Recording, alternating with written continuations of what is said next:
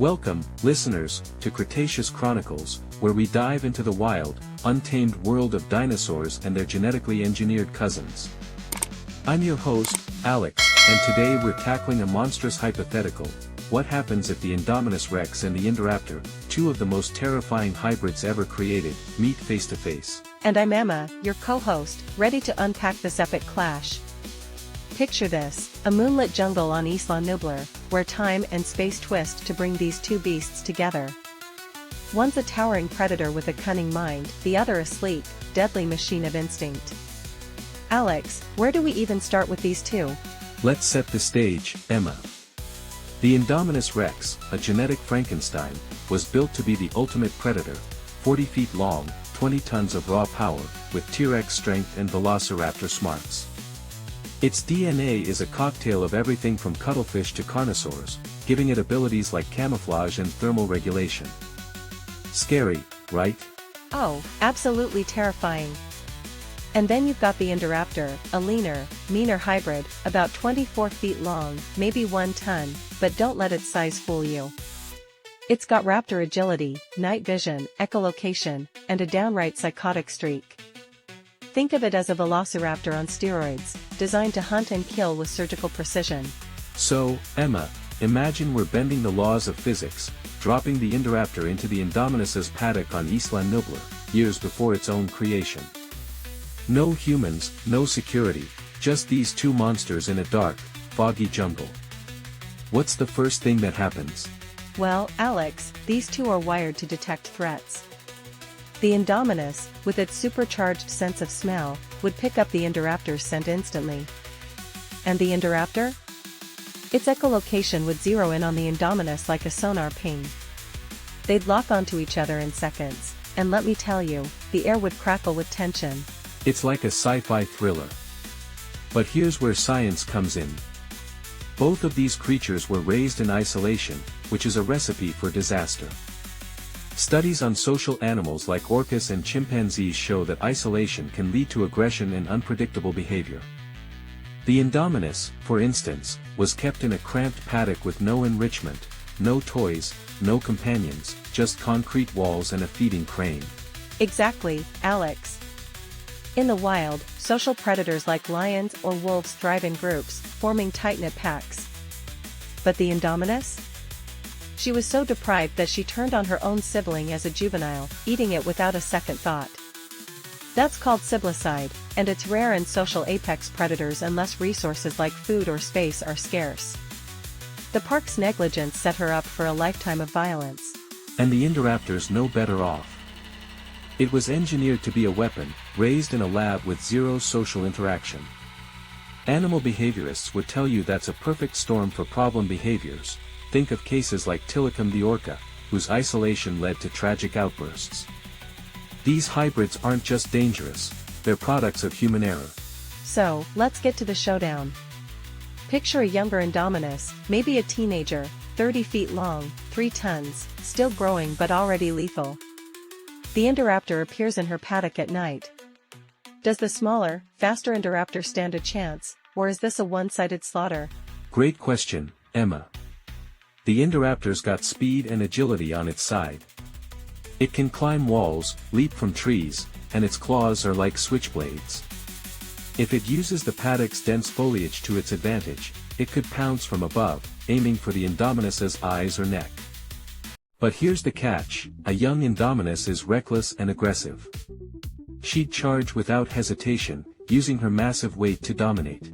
Yeah, and let's talk physics. The Indominus, even as a juvenile, has a huge mass advantage. In predator battles, size often trumps speed. Think of a lion versus a cheetah, speed's great, but raw power wins in a grapple. If the Indoraptor gets caught in a wrestling match, those 3 tons of Indominus could crush it like a tin can. But the Indoraptor's not defenseless. It's durable, able to shrug off gunfire in the films. If it lands a few well-placed slashes, it could wear the Indominus down. Still, I'm betting on the bigger beast here.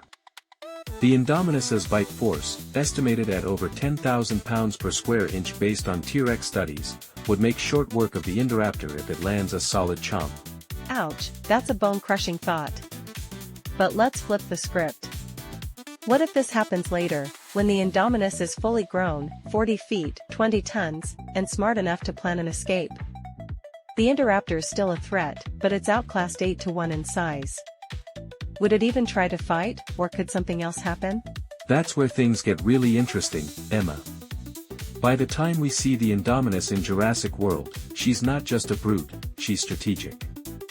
She communicates with velociraptors, maybe even tries to talk to the T-Rex. Her social instincts, buried under all that trauma, start to show. The Indoraptor, being a genetic cousin with shared raptor DNA, might register as family to her. Oh, I love where this is going.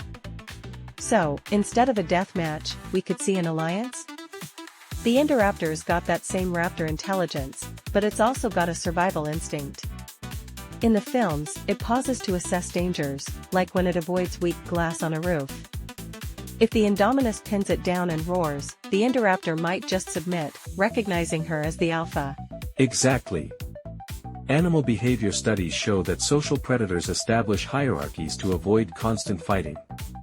Wolves, for example, rarely fight to the death within a pack, they posture, growl, and submit. If the Indoraptor yields, we've got a terrifying new dynamic, a hybrid pack, with the Indominus as the muscle and the Indoraptor as the scout. That's a nightmare for Isla Nublar. Imagine the Indominus, already a mastermind who clawed out her tracker and faked her escape, teaming up with the Indoraptor's speed and stealth. The park's security was a mess, thermal sensors couldn't track the Indominus, and they'd never spot the smaller, warmer Indoraptor in a tropical jungle. It's chaos waiting to happen. Chaos is an understatement, Emma. Let's paint the picture. The Indominus breaks out, just like in the movie, but now she's got a wingman. The Indoraptor could scale walls, slip through gaps, and ambush anyone trying to stop her. The ACU team. They'd be shredded before they knew what hit them. And if the Velociraptor squad joins in, it's game over for the park. Oh, the Raptor squad. Those Velociraptors were already swayed by the Indominus's charisma. Add the Indoraptor, and you've got a pack of hyper-intelligent predators working together. In nature, pack hunters like hyenas or wild dogs dominate because they coordinate. This hybrid pack would turn Isla Nublar into their personal hunting ground. And let's not forget the park's failures. Jurassic World was a disaster waiting to happen, cramming massive predators into tiny enclosures, ignoring basic animal welfare. Modern zoos provide 8,000 to 10,000 square feet for a single lion. The Indominus as paddock. Maybe 40,000 square feet for a creature 40 times a lion's size. No wonder she went rogue. It's heartbreaking, really. These hybrids were set up to fail. The Indominus's paddock had no enrichment, just dense foliage and high walls. Compare that to modern sanctuaries, where animals get toys, puzzles, and space to roam. Neglect like that creates stress, aggression, and, in the Indominus's case, a body count. So, Emma, let's wrap this up with a chilling thought. If this hybrid pack takes over Isla Nublar, what's next? The Indominus and Indoraptor could rule the island, outsmarting any human attempt to stop them. Even heavy herbivores like Triceratops would struggle against their coordinated attacks. It's a new apex predator dynasty. And for anyone left on the island, park staff, visitors, or those poor kids stuck in a jeep, it's a fight for survival. Companies might try to reclaim the island, but with two untrackable, bulletproof hybrids running wild, good luck. This is why we need to respect nature, even the engineered kind. Thanks for joining us, listeners. Stay curious, and stay safe. Couldn't have said it better, Emma. Until next time, this is Cretaceous Chronicles, signing off. Keep wondering what roams in the shadows of Isla Nublar.